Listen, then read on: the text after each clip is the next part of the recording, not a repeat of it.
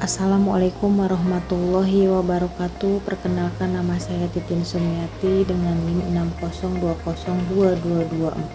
60202240009 dari Prodi Ekonomi Syariah Ikhlas 2024. Pada video ini saya akan memaparkan hasil analis saya yang berjudul Analis Perilaku Masyarakat Membeli Emas di Tengah Kenaikan Harga.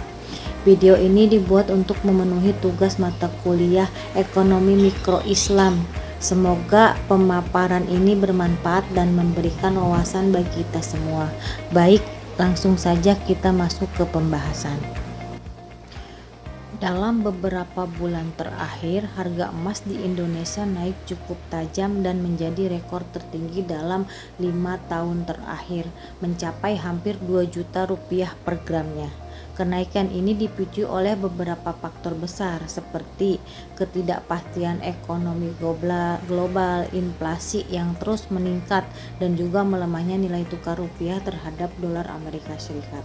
Ditambah lagi ada konflik geopolitik seperti ketegangan di Timur Tengah dan perang dagang antara Amerika Serikat dan Cina yang membuat investor makin hati-hati. Nah, akibatnya banyak masyarakat khususnya kelas menengah mulai mengubah kebiasaan belanjanya dari yang biasa menghabiskan uang untuk kebutuhan sekunder seperti liburan, sekarang lebih memilih untuk berinvestasi emas, baik itu perhiasan maupun logam mulia. Transaksi emas digital misalnya di platform seperti tabungan emas Pegadaian naik sampai 4 kali lipat pada April 2025. Sementara permintaan perhiasan emas turun cukup drastis sekitar 45% di kuartal pertama tahun ini. Fenomena ini menunjukkan kalau masyarakat sekarang lebih fokus pada investasi jangka panjang sebagai bentuk perlindungan terhadap kondisi ekonomi yang tidak pasti. Tentunya perubahan ini juga membuka berbagai pertanyaan menarik seperti bagaimana kita mengklasifikasikan pembelian emas ini, apakah ini kebutuhan primer, sekunder, ataupun justru tersier. Selain itu, bagaimana biaya peluangnya kalau dibandingkan dengan pilihan konsumsi lain, dan apa dampaknya pada sektor lain. Ini jadi hal penting untuk kita pahami supaya bisa melihat arah kebijakan ekonomi dan perilaku pasar ke depan. Untuk itu, mari kita bahas lebih lanjut. Menurut konsep kebutuhan, apakah membeli emas termasuk kebutuhan primer, sekunder, atau tersier? Sebelum menjawab, kita perlu memahami dulu definisi dari masing-masing kategori kebutuhan. Kebutuhan primer adalah kebutuhan pokok yang mutlak harus dipenuhi untuk kelangsungan hidup. Kebutuhan sekunder muncul setelah kebutuhan primer terpenuhi dan bertujuan untuk meningkatkan kualitas hidup. Kebutuhan tersier berkaitan dengan kemewahan dan gengsi.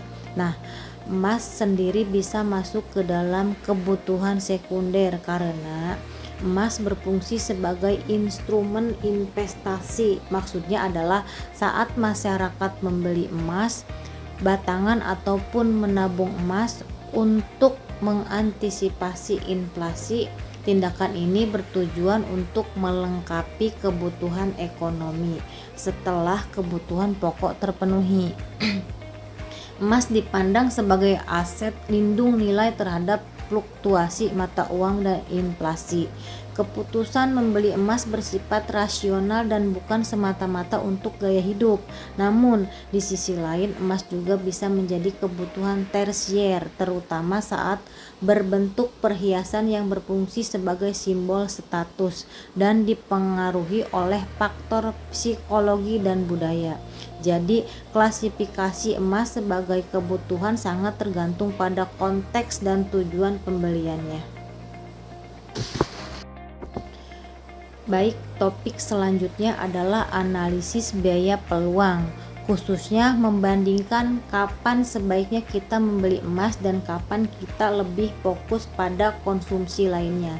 Sebelum kita lanjut, mari kita pahami dulu Apa itu biaya peluang? Biaya peluang adalah nilai dari alternatif terbaik yang kita korbankan ketika memilih sesuatu pilihan tertentu.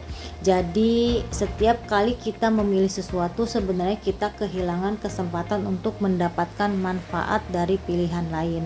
Nah, kalau kita kaitkan dengan keputusan membeli emas, ada beberapa hal yang perlu diperhatikan. Emas memiliki fungsi penting sebagai pelindung aset terhadap inflasi. Namun, perlu diingat bahwa emas tidak menghasilkan bunga ataupun dividen. Jadi, membeli emas sebaiknya dilakukan jika kondisi berikut terpenuhi. Pertama, kebutuhan pokok sehari-hari seperti makan, tempat tinggal, dan kesehatan sudah terpenuhi. Kedua, Anda sudah memiliki dana cadangan atau tabungan darurat yang cukup. Ketiga, Anda mempunyai tujuan investasi jangka panjang, misalnya untuk menjaga nilai kekayaan Anda. Dan yang terakhir, dana digunakan untuk membeli emas, bukanlah dana yang akan dibutuhkan dalam waktu dekat. Sebaiknya, jika kita berbicara soal membeli kebutuhan konsumsi lain, hal ini menjadi prioritas utama, terutama untuk kesejahteraan sehari-hari. Jadi pembelian emas sebaiknya diabaikan atau ditunda apabila pengeluaran untuk kebutuhan dasar seperti makanan, transportasi, kesehatan, dan pendidikan belum terpenuhi. Anda belum memiliki tabungan darurat, penghasilan masih terbatas dan harus dialokasikan untuk kebutuhan hidup sehari-hari, atau sedang menghadapi situasi ekonomi yang tidak stabil. Intinya, keputusan membeli emas harus didasarkan pada kondisi keuangan yang sudah stabil dan kebutuhan dasar yang terpenuhi. Jangan sampai karena membeli emas, kebutuhan penting lainnya justru menjadi terabaikan. Dengan memahami konsep biaya peluang ini, kita bisa membuat keputusan finansial yang lebih bijak dan tepat sasaran. Selanjutnya, saya akan menjelaskan perilaku konsumen yang menjadi faktor yang mempengaruhi keputusan seseorang dalam memilih investasi emas. Pertama, faktor psikologis. Banyak orang melihat emas sebagai aset yang aman saat kondisi ekonomi tidak stabil atau terjadi inflasi.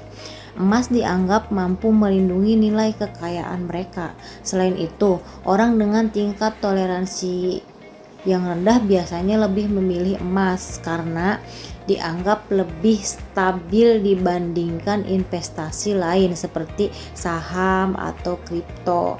Kedua, faktor sosial juga berperan penting. Keputusan investasi sering dipengaruhi oleh keluarga, teman, atau lingkungan sekitar. Misalnya, jika keluarga atau teman dekat sudah berinvestasi emas, maka seseorang cenderung mengikuti. Selain itu, tren di media sosial dan rekomendasi dan influencer keuangan saat ini sangat mempengaruhi cara orang memandang investasi emas. Selanjutnya, faktor ekonomi juga tidak kalah penting. Ketika ekonomi sedang tidak pasti atau inflasi tinggi, masyarakat lebih cenderung membeli emas sebagai perlindungan. Selain itu, saat suku bunga bank rendah, orang lebih tertarik pada emas karena hasil investasi di produksi berbasis bunga menjadi kurang menarik. Tentu saja kemampuan ekonomi ataupun daya beli individu juga menentukan apakah mereka dapat berinvestasi emas. Selain itu, ada juga faktor pribadi seperti pendapatan, usia, dan tingkat pengetahuan keuangan seseorang.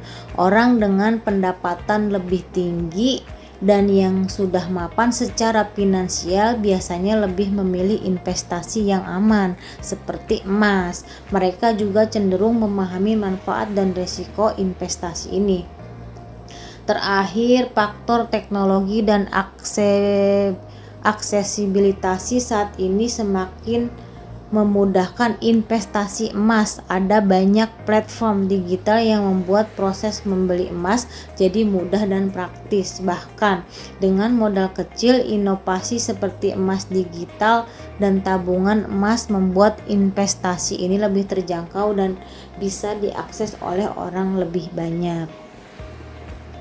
Jadi keputusan seseorang untuk berinvestasi emas dipengaruhi oleh kombinasi berbagai faktor psikologi, sosial, ekonomi, pribadi, dan kemudahan teknologi.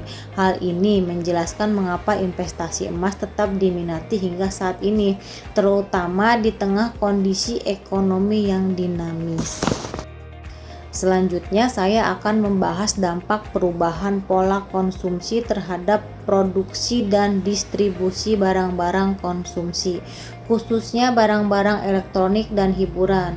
Perubahan pola konsumsi misalnya dari kebutuhan primer ke kebutuhan sekunder seperti hiburan dan elektronik membawa beberapa dampak penting seperti: pertama, produsen meningkatkan produksi barang yang sesuai dengan tren konsumsi baru. Contohnya, semakin banyak produk elektronik dan layanan hiburan digital yang diproduksi. Kedua, terjadi perubahan dalam rantai distribusi. Distribusi yang sebelumnya berbentuk fisik seperti DVD kini bergeser ke bentuk digital lewat platform streaming. Ketiga, inovasi dan diversifikasi produksi semakin berkembang. Contohnya, produk seperti smart TV dan perangkat wearable terus bermunculan mengikuti perkembangan teknologi dan pola konsumsi.